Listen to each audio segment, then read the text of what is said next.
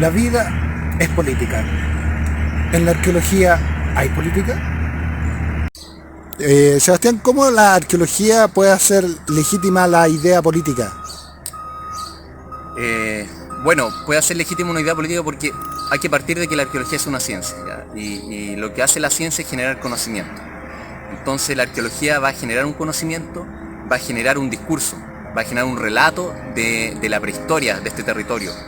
Y por tanto ese relato viene a darle coherencia, viene a darle sentido a la época también que se vivió durante todo el tema de la invasión de Chile, que es el paradigma de la modernidad, donde tiene que todo adecuarse según los códigos científicos y racionales.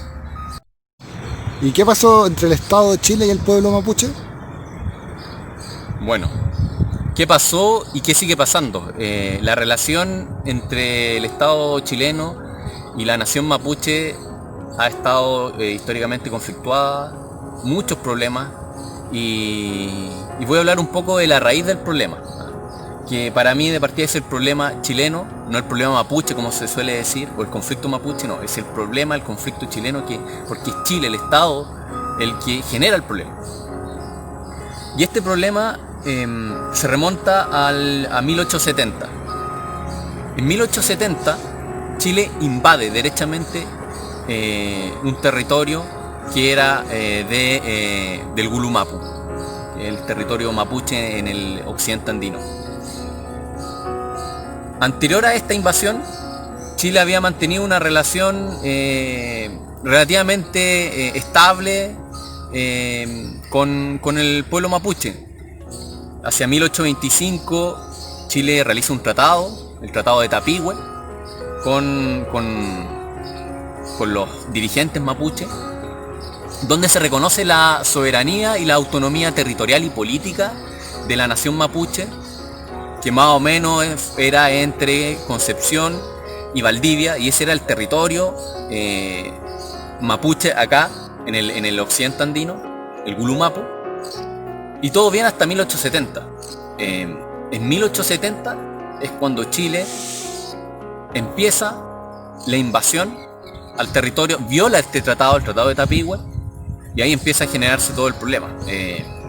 Chile trae aparte un ejército que venía de la Guerra del Pacífico o Guerra del Salitre, un ejército ya bastante preparado, con armas, y la verdad que la nación mapuche poco pudo hacer frente a esta invasión, y empiezan las reducciones, la marginación de la nación mapuche, y bueno, todas las consecuencias que trae eso hasta el día de hoy.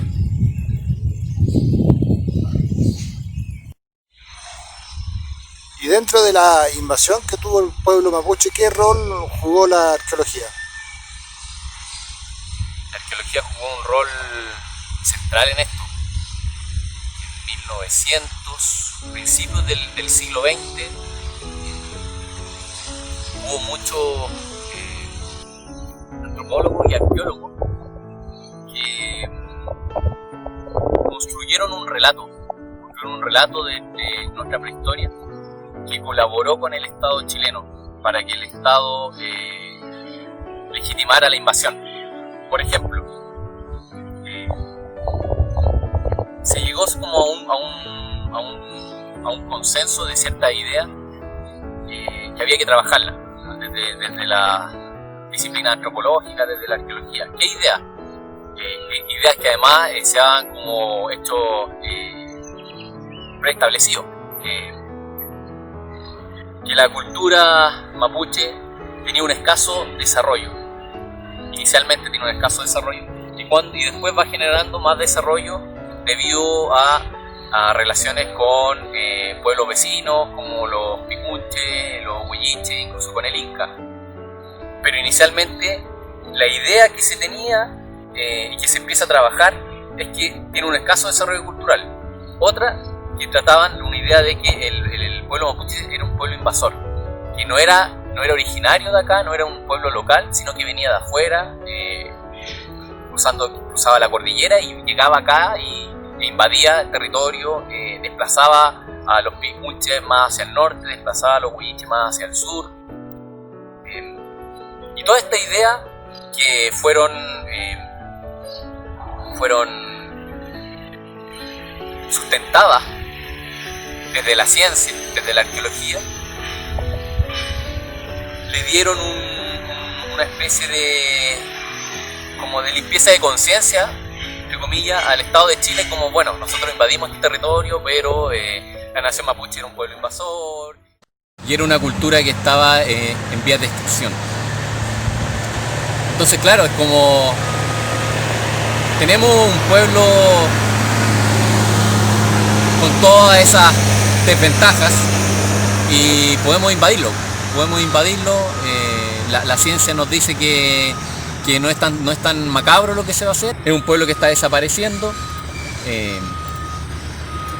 y por tanto la invasión era totalmente justificable.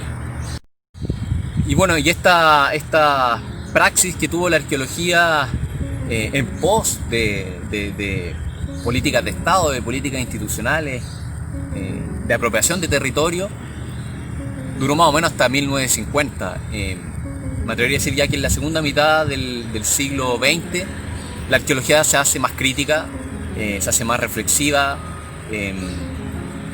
y empieza también a cuestionar esta idea. De hecho, esta idea hoy en día la arqueología la ha echado abajo. El pueblo mapuche no fue un pueblo invasor y esto está demostrado desde la ciencia, desde lo empírico. El pueblo mapuche tiene un origen local. Y cuando tengamos otra oportunidad vamos a hablar de la cultura mapuche, netamente ya de lo cultural, de sus antecesores. Y la nación mapuche no estaba en vías de extinción. O sea, prueba de ello es que hoy en día hay una nación muy grande y muy cohesionada en la Araucanía, la nación mapuche. Entonces, tenemos el problema también hoy día. ¿Qué pasa hoy día con el pueblo mapuche? Podríamos hablar de que hoy en día en este territorio habitamos distintas naciones. La nación chilena, la nación mapuche, la nación Rapa Nui, la nación aymara, la nación quechua. Somos muchas naciones. En el hecho, en la realidad somos muchas naciones, pero en el derecho somos una sola nación. Y ahí también está el problema. El carácter unitario del Estado, de ser un Estado uninacional, es lo que también genera el problema. Porque hay una serie de naciones diversas que no tienen sus derechos garantizados.